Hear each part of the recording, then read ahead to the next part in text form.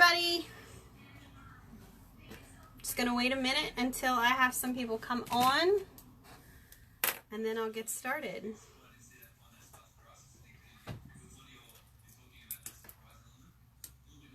Some of you may be watching this back. Some of you may be watching this live. Hey, Chad. But I'll get started in a second on today's topic. But I just want to let some people hop on here first. So anybody who's rewatching this back from not a live feed, welcome. I'm Rebecca Boyer. I'm the co-founder, case manager of Antietam Paranormal Society. Today we're going to talk about all things haunted. It was one of the suggested topics from last time. And if you notice, I have Louie over here, the famous Louie, next to me, my little sidekick. So this past weekend, I spoke at the Eastern Panhandle Paracon in Martinsburg at the Roundhouse, which was a lot of fun. There was lots of people there. They're planning on having this event again next year. I recommend you go. Lots of great people. And it's all indoors. The place is amazing. Lots of history, and it's huge. The Roundhouse is huge, absolutely enormous. So I would recommend anybody who hasn't been checking it out. Hey, Rose. Yay, I was able to do a live today. Last week, my son got a new truck, so I spent a lot of time at the MVA doing all kinds of crazy stuff, so I wasn't able to do a live. But, hi, Bobby Sue. So today, we're going to talk about all things haunted, but I wanted to kind of go over a couple other things that we have going on. I'm going to do it now and then later again. So I was just talking about the Eastern Panhandle Paracon. We went on Saturday, and then we did the investigation Saturday night at the Roundhouse. It was a great experience. The location, it wasn't really active on Saturday night, but we were having, so there's a lot of different sections to this complex. There's the Roundhouse itself. There is another long building, which they call the Bridge. They have the big open room that was like a car shop. This is where we did our lectures, and then there's a blacksmith shop, and then outside there's also another, the Saw Shack. In the Saw Shack, we kept hearing footsteps throughout the night. We didn't spend too much time out there because it was pouring, just like it has been all weekend and all the last 2 days. We didn't get to do the Roundhouse too much. We sat in the caboose that's in there for a little bit and had a little bit of flashlight play. Up in the Bridge, we kept seeing shadow figures at the end of the building towards where the stairs are to get upstairs, and shadow figures in the office that's up there. So we definitely want to go back. Hopefully we can take some team members and rent out the place for a whole night. That would be awesome. Awesome, awesome. So we'll see in the future, not right now. But anyways, the next event that we have, on August 4th, we're going to have a meetup in Gettysburg. Anybody is welcome to join us. We're going to be all over the place. Normally when we get up there, we like to do some shop stuff. We kind of wander the shops a little bit, stop in and visit some people. We do dinner at Gettysburg Eddie's a lot of times, and then we head out to the battlefield, and then Devil's Den, of course, and Sachs Bridge and Suicide Bridge. So anybody's interested, just let me know, and I can keep you updated on what our itinerary is for that day. We normally get to town around 1 p.m., and we're there until at least midnight, so we'll be there for a while. And if you can't find us, we may be at McDonald's, because it's one of the easiest bathrooms to get to, and people are always got the munchies after it gets dark.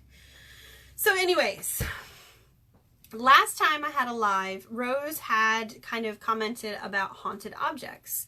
And one of my friends actually said I was a bonehead afterwards, because I said, you know, I don't really think about haunted objects too much. Well, I do. I want to kind of go over some of the things, you know, haunted objects, haunted people, haunted houses, and kind of like break each one down and maybe the different types that could be prevalent. And feel free to comment or ask questions or, you know, give ideas, thoughts, or whatever that you guys have. I always like to hear those. It's great to have a different perspective than just what I'm talking about and the way I'm approaching it. So first up is haunted objects. I'd love to know if you have ever experienced a haunted object, to go ahead and comment or, you know, share a picture or something. I would say in most cases, haunted objects are possessions of the deceased. I'm not really sure how many other cases people have had of any other items. Now, I know I have an amulet or a talisman that I used to wear. It was a Tree of Life necklace out of the stone called iolite. Don't ask me right now what iolite is used for, because I can't remember. I think it's something to do with intuition. And I used it a lot when I first started really developing my intuitive empathic abilities. And all of a sudden one day I couldn't wear it anymore. I couldn't figure out why. Every time I went to touch it, to pick it up, it just kind of made me feel sick to my stomach. You know, I examined the necklace and noticed that the color of the stones had kind of darkened, but this is natural, you know, just like with any, you know, object from the earth. It can change based on, you know, sweat or just getting wet or perfumes and things like that. So I wasn't sure if the stones had actually changed color because of me or because of something that was in it. I eventually decided that I wanted to get some outside help, so I asked Sharon, our psychic medium, to check it out, and as soon as she touched it, she said, I don't know what is in this, but this obviously has something in it that is not good. So she wouldn't even hold it. She sat it on my front porch and then wouldn't touch it again until she left. She saged it. She used essential oils on it. She actually called in another friend to do some, I believe, shamanic healing stuff on it. Went through every different type of thing that you possibly can to cleanse these stones, and she could not get that necklace free of whatever's in it. Now, one of the things that I had been seeing a lot, I apparently picked up a visitor that my best friend had at the time, who she dubbed Stanley. Stanley looked like a gargoyle. I know some people just, as soon as they hear that, they're like, yeah, I'm tuning off of this. But I swear to God, this guy looked like a gargoyle.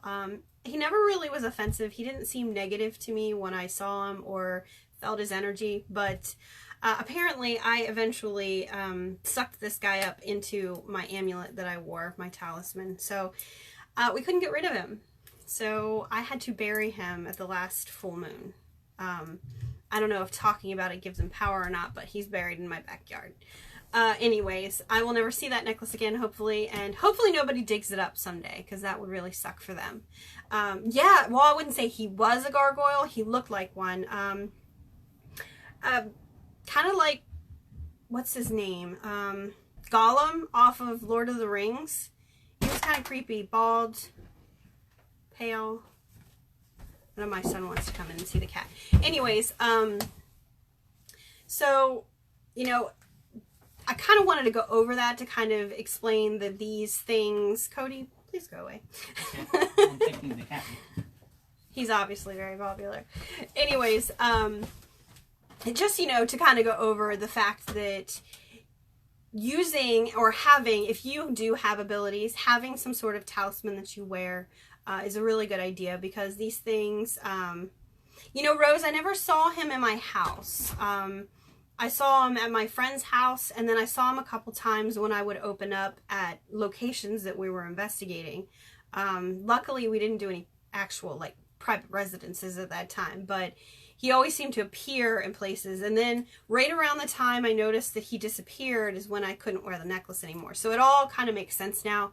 But one of the things that I did learn going through Reiki was that wearing these things, definitely energy gets stored in them. And especially if they're for warding off negativity, you could store some of that bad negativity, evil energy right here into your necklace. So apparently I did. Hi, Steven. So anyways, I don't wear that necklace anymore. It's gone. It's buried. I can't ever use it again. So those are the two things that I would see. If you have any other ideas in regards to haunted objects, besides for people who have passed on, who are still somehow energetically connected to that item. We've been to a lot of places, museums, places that are historic that just have items there. Trans-Allegheny itself, you know, moving to more of like a haunted building, the building itself seems to have the energy stored into it, not necessarily the spirits all individually. The building itself is almost like an entity of its own. Anybody who's been to Trans-Allegheny Lunatic Asylum will know that it has a certain feeling, almost like a hominess. You feel very welcomed when you walk in the door. Anybody who hasn't felt that, then you're connecting with something that shouldn't be there. But for as long as I went, I definitely felt like Trans-Allegheny was a very welcoming place, and it just seemed like it was its own haunt in and of itself. But moving on to haunted people. Stanley, for instance, going through that again, Stanley was either, we're not quite sure what he was, but either he was an attachment that my friend picked up, almost like a hitchhiker, or he was a tulpa. He was some sort of mental manifestation. Not quite certain which one he was. He didn't really interact. There was no communication. He just appeared. I wouldn't say that he was negative. It wasn't like he felt bad, but he was definitely not somebody that was welcome, because he didn't seem like he ever had been living at any point in time.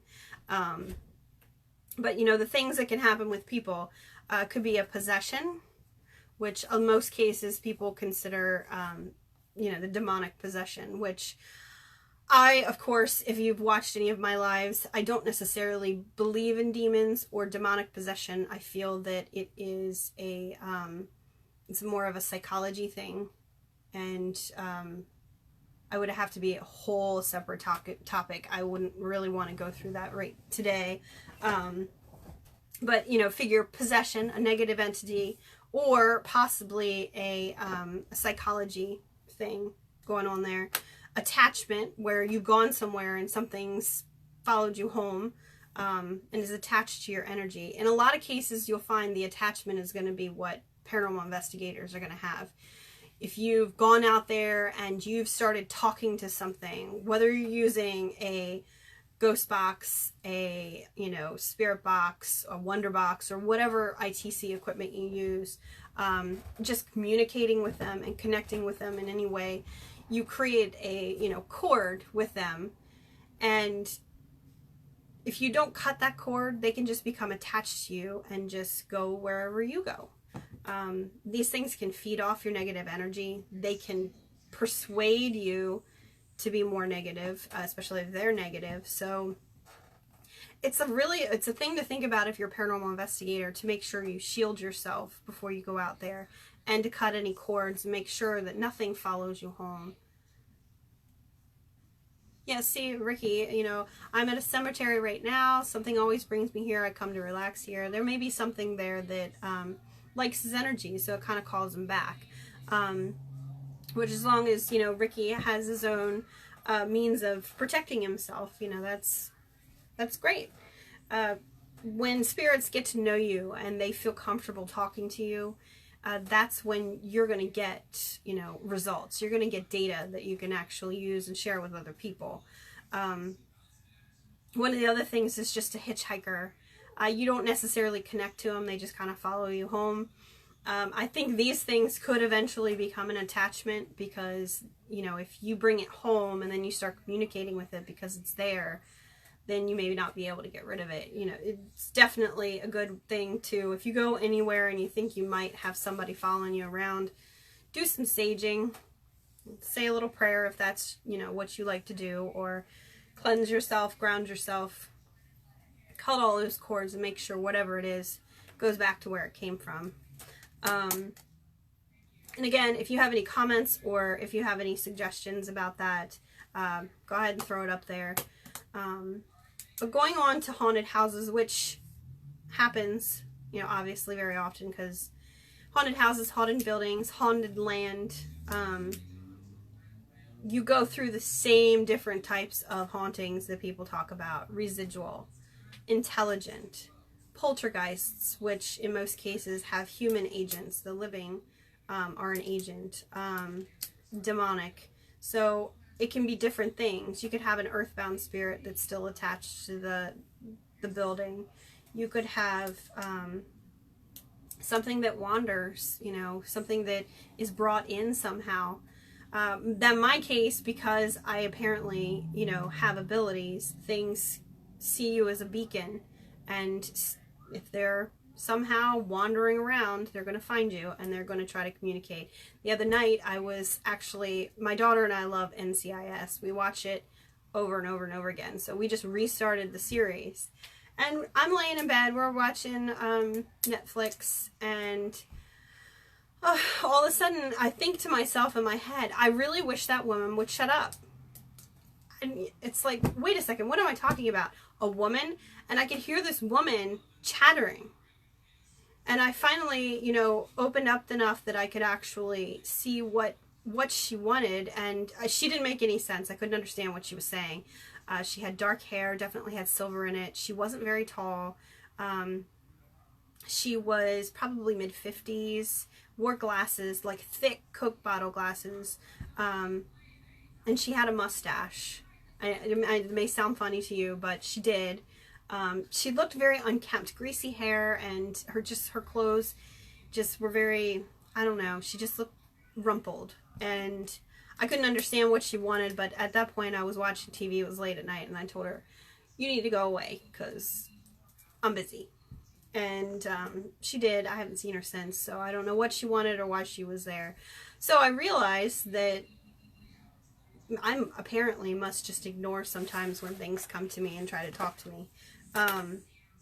But in that case, she was, I don't know how you would really categorize her. She wasn't intelligent. Nobody else could experience her but me. And I don't know where she was.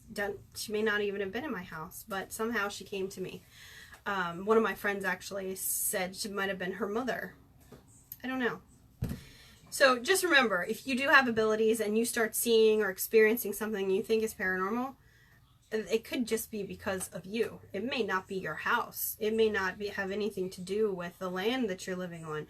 It could be you that is actually bringing these spirits into you. And nobody else may experience it but you.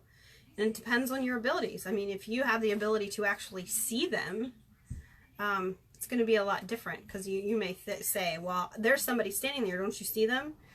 In my case, I only get it like mind's eye. I don't have anything wandering around my house that I actually see with the naked eye. So just remember that. It's not necessarily a house. It could be you that's haunted. It could be you that has abilities. And, you know, residual. I don't really feel like everything is residual. I feel like they all have the capability, but they just can't for some reason. It's just like the living people, for some reason, some people can't experience anything. They can't hear things, they can't see things, they don't experience anything.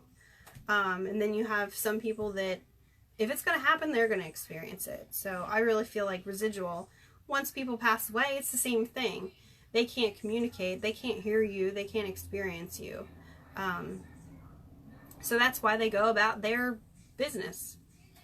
They just can't tell that we're here with them.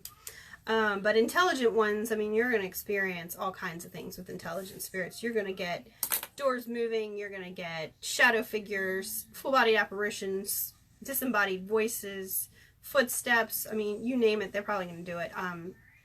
Move things on you. Sometimes they can be kind of jackasses and move stuff around your house. I just have recently had somebody ask me about what could they do for like a mini investigation in their house.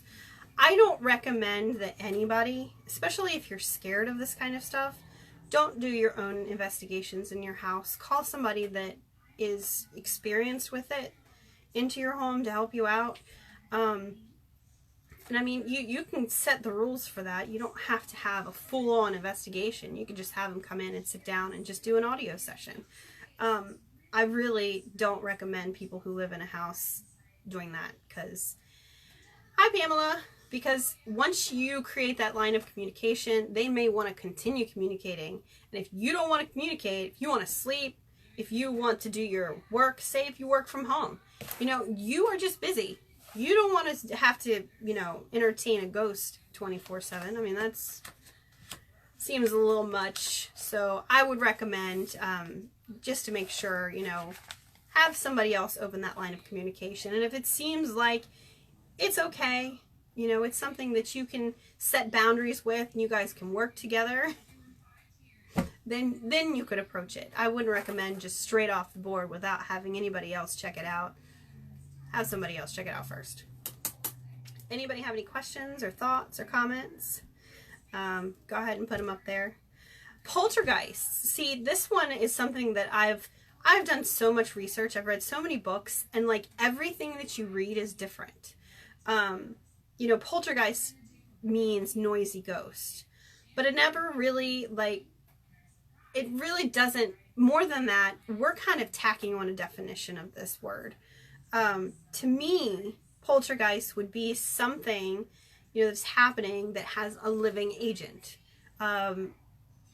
I know Jason and Grant, in the book that they wrote, they had one that was an older woman. She was going through menopause, and it was her as a child that they were experiencing. And this child would, like, at the same time every day, hey John, yep, see you Saturday. Like at the same time every day or something like that, this child would scream, and the woman was like beside herself. She didn't know what it was.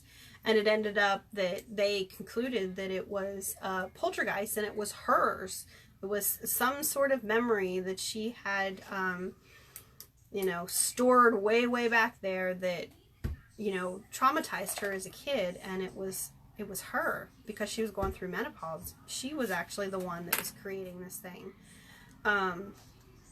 They say, you know, teens going through puberty can create this type of energetic thing that does this. Now, I don't have experience with that. None of my kids have really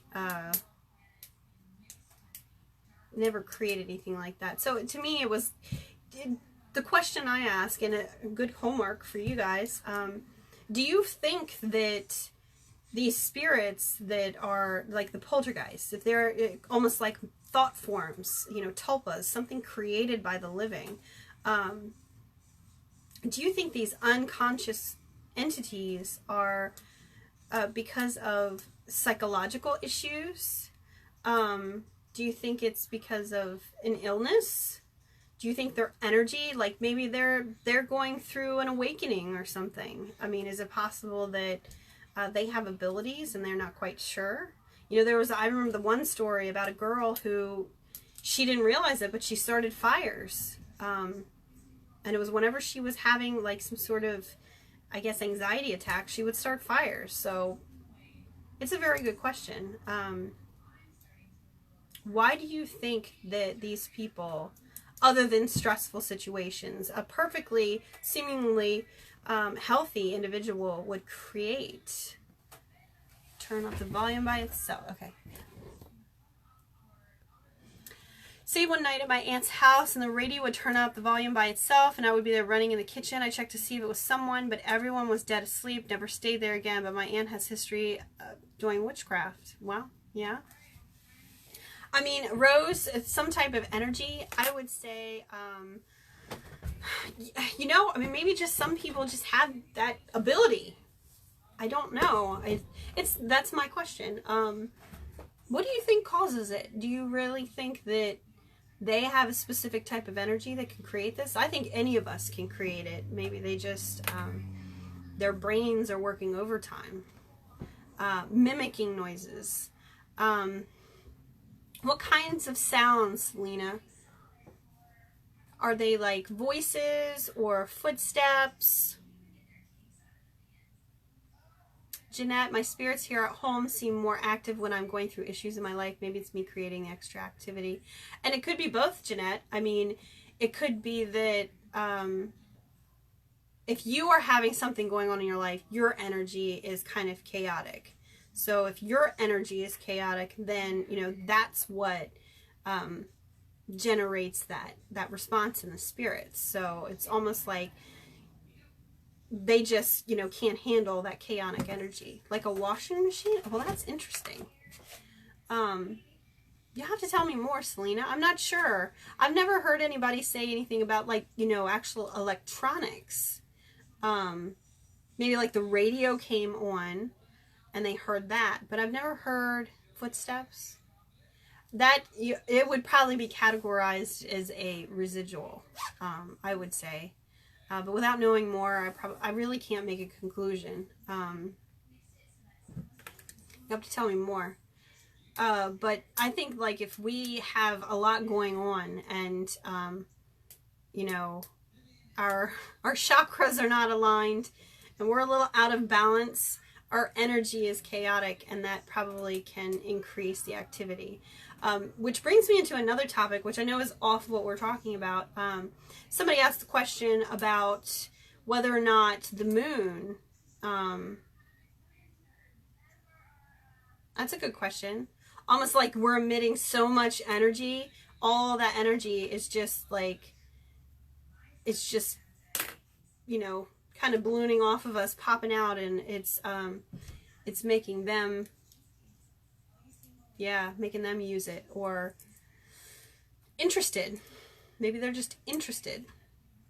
But anyways, they were talking about whether or not the moon, having a full moon, increased activity. Now, in my logical brain, I look at our data.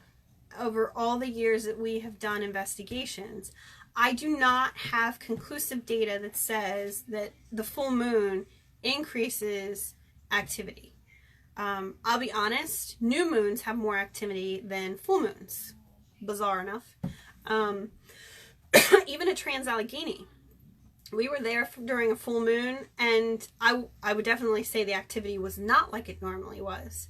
But there are so many components in paranormal investigation that you really can't just pick one. I mean, it's not like you can isolate that condition or that variable and just test that theory out. You just can't. There's so many things going on in a paranormal investigation that you can't isolate it. I mean, you have different people sometimes. You have, the weather could be different. The humidity is different. The temperature is different.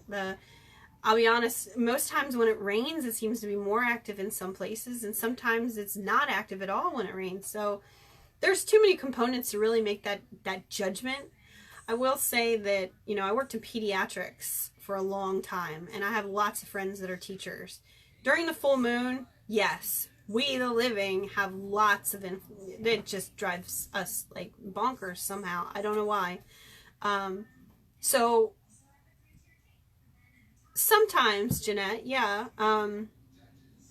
lightning storms seem to do that. I don't know about the moon. I really feel like it may affect us, the living, but I don't think necessarily it affects the spirits. I think maybe it's us that get that energetic shift from the moon, which directly then influences the activity. So if you have a collection of people that aren't bothered by the full moon, you know, don't seem to have any type of shift in energy from it, then your activity is not going to change. So that's the way I look at it. I think we are the ones that can increase it or decrease it based on that. So it would also go for like lightning storms. You know, if you have a group of people that like get really hyped up and your energy just gets like out of control when you investigate during a lightning storm, I think that could really increase it.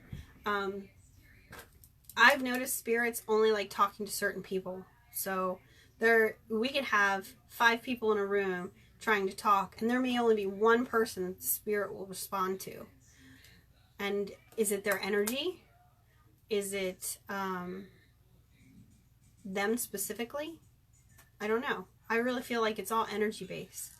So I feel like, you know, a lot of times it's it's who you are and how they connect, how they feel about you. And if they're based on energy, so if their energy is good with your energy, that's why they're going to communicate with you. I know one of the most recent ones we did, we could only get one of our investigators to talk. The rest of us kind of just sat there. So it's an interesting point, huh? Me and my nephew were near the laundry room, and we heard my washing machine. Bear with me. But it sounded far away. We both asked if the other heard it. We do have a lot of activity and things moving my house, mostly cups, shadows. Okay.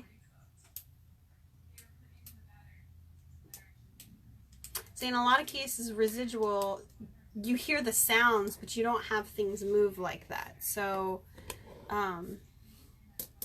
it could be trying to like get your attention to wherever, you know, the sound is. It might be trying to draw you to that area. And despite what other people say, they say shadow figures are negative entities. I don't agree with that. I feel that shadows are just, every once in a while, Ricky, yeah, it's kind of a protection thing, grabbing my necklace. I don't know why. Well, let me finish with Selena. I think, yes, I think it might just be trying to draw your attention to wherever it's at. It moving things doesn't seem residual, and the shadows, I would just say it's how it's willing to show itself to you. So just keep track of it. You know, journalize what you have experienced, and maybe you can find some answers for it. Keep track of it. But Ricky, I'm an empath, so like talking to each one of you, I do get, you know, a little bit of your energy while I'm talking to you, so I try not to read it. But no, I don't have anything in here right now. I know a couple times I've had this man in here. He likes to wander. He paces at the side of my sunroom, but I don't have anything in here right now. But yeah, so going back to that, you know, residual, intelligent, poltergeist. Let me know what you think about poltergeist. I would not think so, Selena. I don't think that sounds like anything to worry about. Just remember that, you know, you kind of got to talk yourself up into it too. If you're scared, then that could, you know, generate their response. It's kind of like the law of attraction. What you want or what you put out there is what you're going to get. So try to be positive about the situation, and, you know, I mean, don't feed into it that it's negative, because you don't want to influence in any way. I would say no, it's nothing that you should be worried about. Just to keep an eye on the activity. If it ever seems like it does get a little bit more, see if you can find somebody in your area that would help you out, just to talk and discuss what you have happening there. But I wouldn't think so. I've had lots of mischievous spirits in my house, and they just like to move things and let you know that they're there. But again, I always tell people, be cautious when you try to, you know, communicate. The best choice to set boundaries is just to let them know, I know you're there, but, you know, I don't want to communicate with you. I'm fine with you being here with me, but, you know, kind of just set your boundaries. But don't be confrontational. It's the best choice. Anybody else have any questions or thoughts or comments?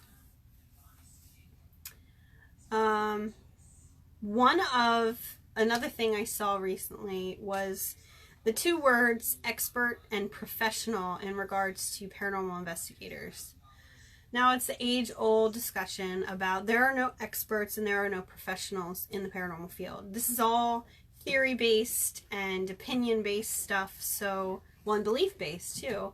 And none of us are professionals necessarily, or experts, but I do feel like there are people out there that they have done these things. As long as you see where, you know, they've done lots of investigations. They seem like they're intelligent. They aren't, you know, off in la la land. They have logical explanations. They're trying to find answers rather than find a TV show that they want to be on.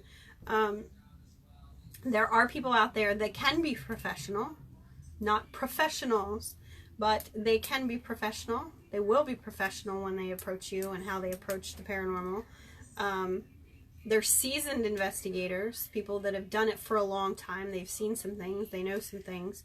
There's also people out there that have done it for a long time that they don't budge off of things. You know, it's like black and white. It's this way and that way. There's no in between.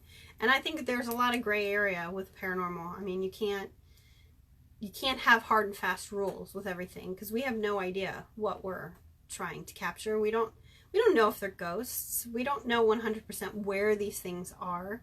You know, we just have the idea, and psychics, you know, can give us a lot of insight in that, but we don't know because we aren't there. We can't tell you definitively what we're experiencing or why. Exactly, Jeanette. No case is the same. Oh my gosh, no, never. No case is ever the same. And that's why I say, you know, a good paranormal investigator's been to a lot of different places. They've checked out a lot of different types of cases. They've read about them. They've networked with other people. You know, you just have to really kind of be a well-rounded investigator to be someone that is seasoned and that can help. So maybe not an expert, maybe not a professional, but there are people out there that have done it for so long that, you know, they kind of know which direction to send you in. Exactly, Jeanette. The only time we'll be sure is when we pass. I mean, there's a lot of things that, you know, I've experienced, that I've seen, but I still, every time I investigate, I have more questions than I have answered. So many more questions. And I learn new things all the time. Every time I communicate with somebody, you know, it's, yeah, a good healthy streak of skepticism, definitely. It's not an exact science. It's kind of like the medical field, you know.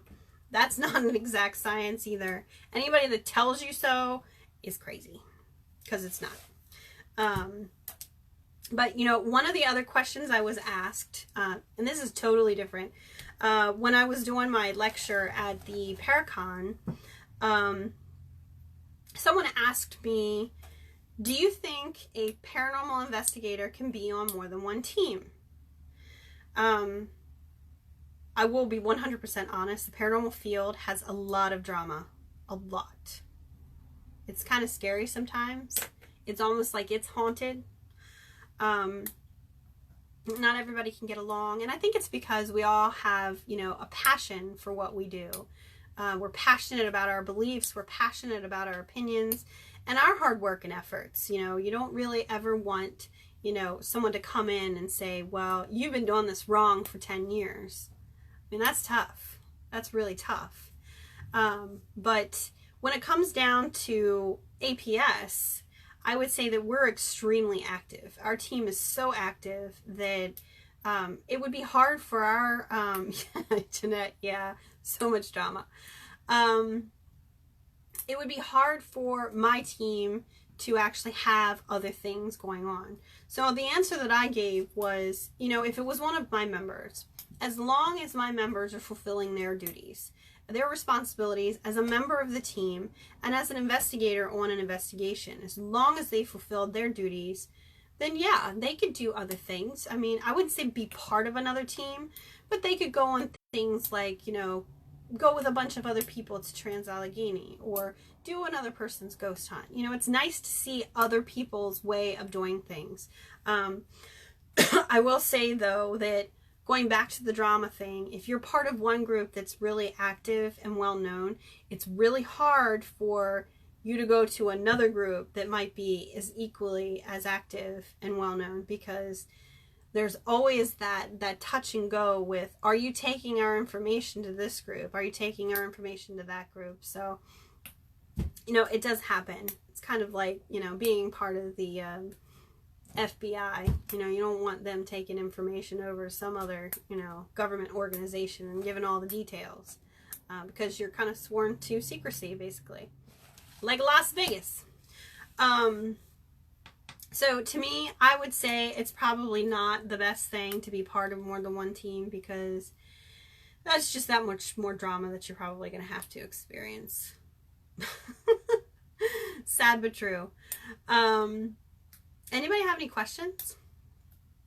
It is, yeah, Rose. It's pretty funny. For the last 2 weeks, I've kind of taken off with doing APS stuff. We still do all of our posting on the page and everything, but I've kind of been doing some more, spiritual self-development stuff, learning Reiki and meditating and things like that. So it's been a nice change, and I think that everybody that's part of the field should have a little, back up a little bit. I think people get too obsessed, and they have this like finish line that they want to get to. They want to, they want to be on TV, or they want to get that next location, and take some time off, take a deep breath, step back from it. The paranormal is not what life is all about. Focus on the living sometimes, because some living people actually do have a lot of potential. And I know it's fun talking to the dead, because, some of them don't talk back. Some of them do. They can cuss at you too. So exactly, do what you feel is right for yourself. But if you get so involved in it that you lose sight of, what's important, I think it's definitely time to back up a little bit and kind of, reestablish your goals. Definitely. It's pretty crazy out there. But, let me see, what time is it, guys? It's 7:42, so I've got some more time. Go ahead and post up your questions or whatever. It can be very unhealthy. I've seen a lot of that, and people get burnt out. I have not quit doing investigations since I started. APS has always been active since it started in 2008.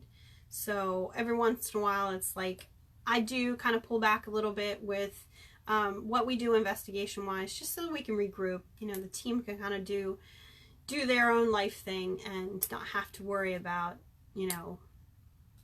being APS all the time. It's too much. It can be too much. It can be like a full-time job. But anyways, questions, thoughts, comments, go ahead and post them in the comments section. I'm going to go over a little bit. Again, this past weekend, I was at the Eastern Panhandle Paracon.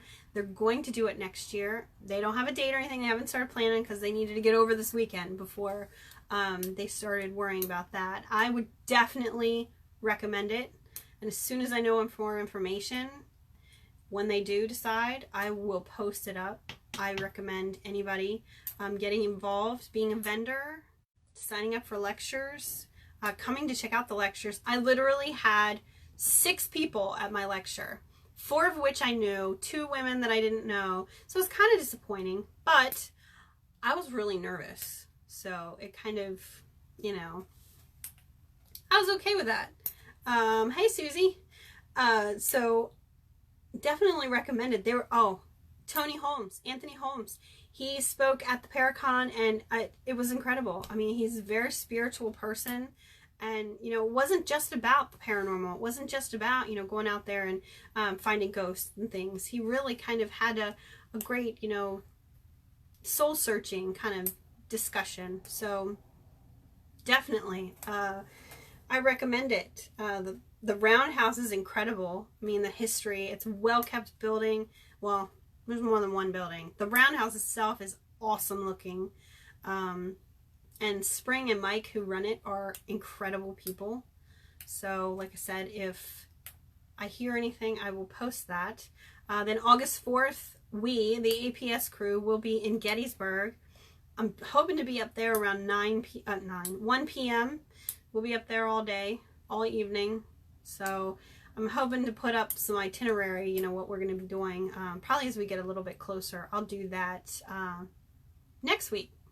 Yeah, next week I'll talk about it. I'll throw up the itinerary of where we're going to be and what we're going to do. We always eat dinner at Gettysburg Eddie's. It's our favorite place in Gettysburg. Go to the same places. We check out all the shops, and Jeremy has to get Rita's.